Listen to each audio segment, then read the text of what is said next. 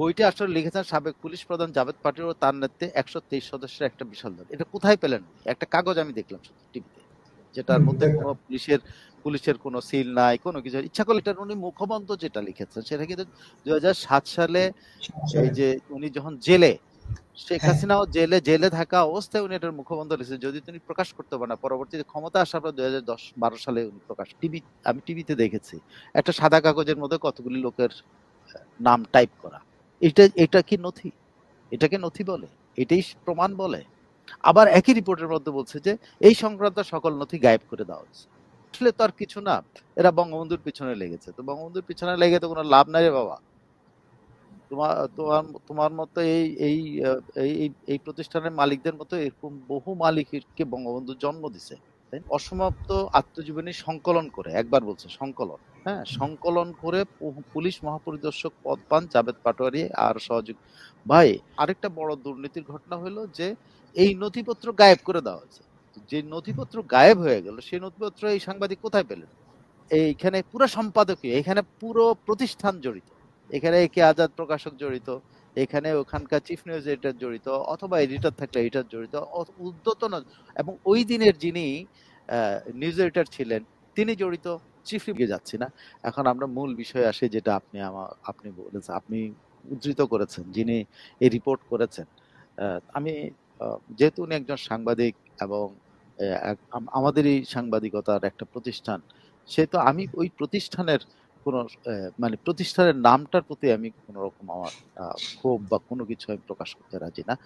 এখানে যারা এই জন্য দায়ী তাদের বিরুদ্ধে ব্যবস্থা নেওয়া উচিত।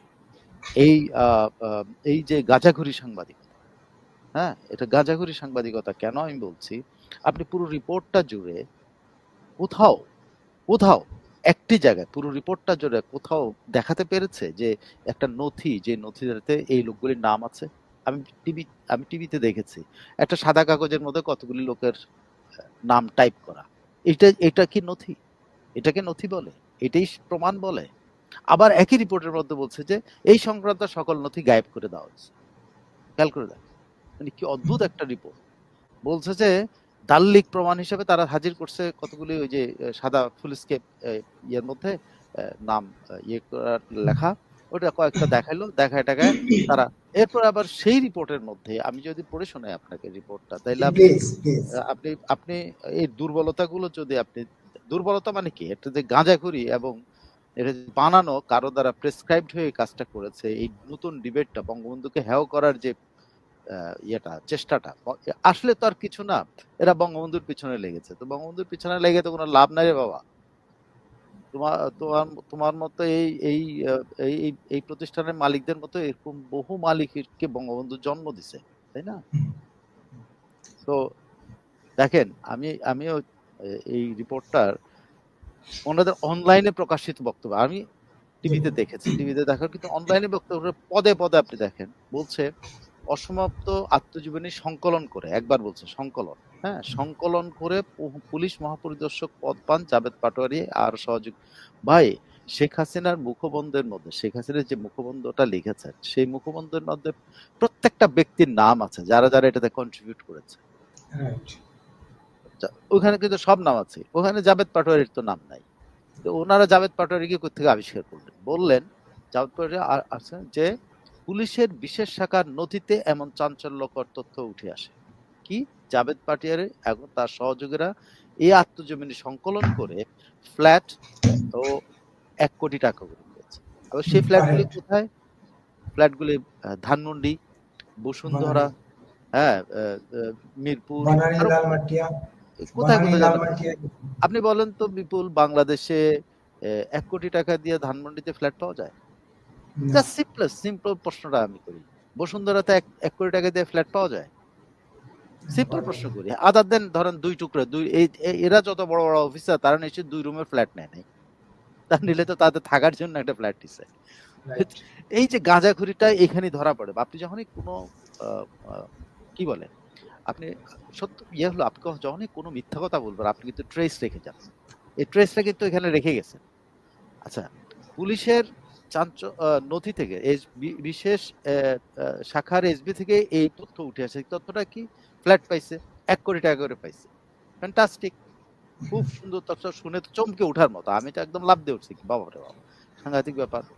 কিন্তু পরবর্তীতেই দেখেন পুরো রিপোর্টের মধ্যে শেষের দিকে শেষ করার আগে বলতেছি কি আহ, এটার অন্যতম একটা বড় ঘটনা, এই এই যে দুর্নীতিটা হচ্ছে, এটার আরেকটা বড় দুর্নীতির ঘটনা হলো যে এই নথিপত্র গায়েব করে দেওয়া হয়েছে।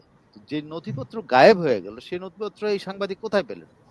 উনি তো উনি নিজেই বলতেছেন নথিপত্র গায়েব করে দেওয়া হয়েছে।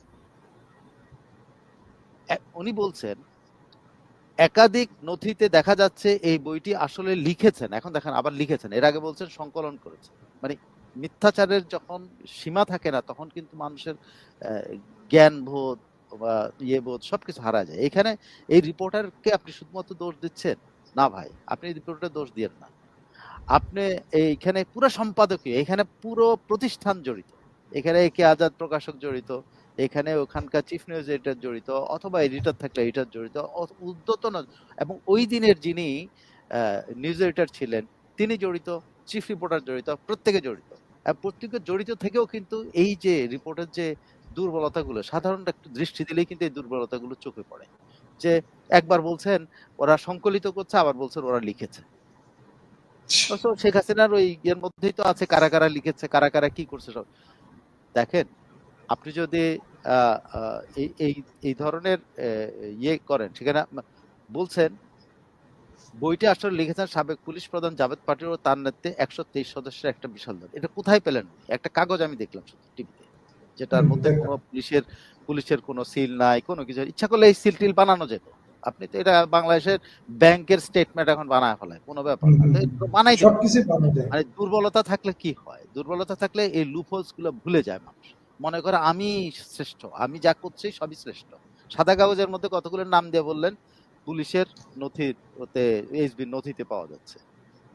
হ্যাঁ, আবার বলছেন যে এই যে এইখানে থাকা অবস্থায় এই বইটা লেখার জন্য জাভেদ পাটোয়ারি আইজিপি হিসেবে নিযুক্ত। কিভাবে আপনি প্রুফ করলেন জিনিসটা, যে একটা লোকে এসপি ছিল, এসপি থেকে থাকা অবস্থায় সে বই লিখছে, ঠিক আছে? এই বইয়ের মুখবন্ধ, এই বই দেখেন শেখ হাসিনা এই বই স্টার্ট করে 2004 সালে। 96 ক্ষমতা আসার পরেই তো বোধহয় ইয়ে করছিলেন।